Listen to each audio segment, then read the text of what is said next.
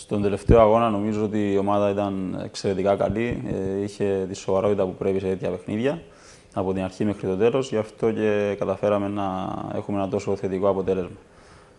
Σίγουρα τα πράγματα δεν ήταν εύκολα στον αγωνιστικό χώρο, αλλά η αγωνιστική συμπεριφορά της ομάδας έκανε τα πράγματα πιο εύκολα και καταφέραμε να έχουμε αυτό το πολύ καλό αποτέλεσμα.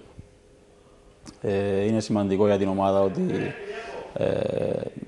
μπορούν να σκοράρουν πολλοί ποδοσφαιριστές και ακόμα πιο σημαντικό είναι ότι η άμυνα μπορεί να κρατήσει το 0 σε συνεχόμενα παιχνίδια και ελπίζουμε αυτό να συνεχιστεί και στους επόμενους αγώνες.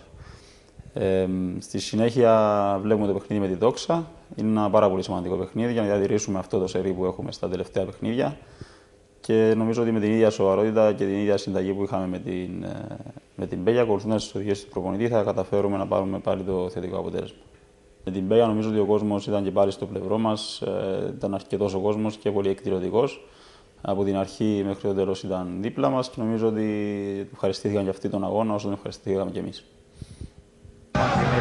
Επιμένει από τον Μπουσαϊτίδη και μπήκε στην περιοχή κεφαλιά, η μπάλα στα δίχτυα. 1-0 για τον Αποέλ με σκόρερ τον ΑΕΚ τον Αλμέιδα στο 8ο λεπτό της αναμέτρησης. Η εκτέλεση του κόρνερ, ο Τάλ απομάκρυνε, ο Μπουσαϊτίδης γέμισε στην περιοχή, ο Αλμού πέρασε την μπάλα για τον Αίλτον με προϋποθέσεις στην κόντρα από Αποέλ τώρα. Ο Αίλτον, ο Μαντούκα ψάχνει και βρίσκει τον Αίλτον. Τρισκόφσκι το σουτ 2-0 για τον Αποέλ. Στο 38 ο Αποέλ το προβάδισμα πλέον. Κοιτάξτε ο Αίλτον πόσο ωραία είναι τον Τρισκόφσκι. Δυνατό σουτ από τον Σκοπιανό. Κανένα περιθώριο αντίδραση στον Φρασκαρέλη. 0-2 και τον Πιντό. Μαντούκα στην περιοχή καλοκτυπημένο. Κεφαλιά και 3-0. Ο Μπόμπαν Γκριντσάρ του Αποέλ στους 10 για την εφετινή περίοδο. Από το χτύπημα φάνηκε όταν έχει χάσει και αυτός μόνο το παιχνίδι της πρώτης αγωνιστικής. Μπροστά ο Αποέλ, το σουτ που έγινε 4-0. Πολύ ωραία ενέργειά του, κοιτάξτε εδώ. Έκανε την τρίπλα, έφερε την μπάλα στο δεξί και με αυτόν τον τρόπο πέτυχε ένα πανέμορφο γκολ.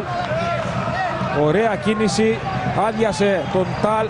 Αλλιά τώρα για τον Χαραλαμπίδη που έκανε καλό κοντρόλ και βάζει την μπάλα μπροστά.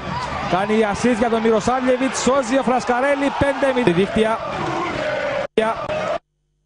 Και κατά σύμπτωση ο Φρασκαρέλη έσωσε το πλασέ του Μιροσάβλεβιτς.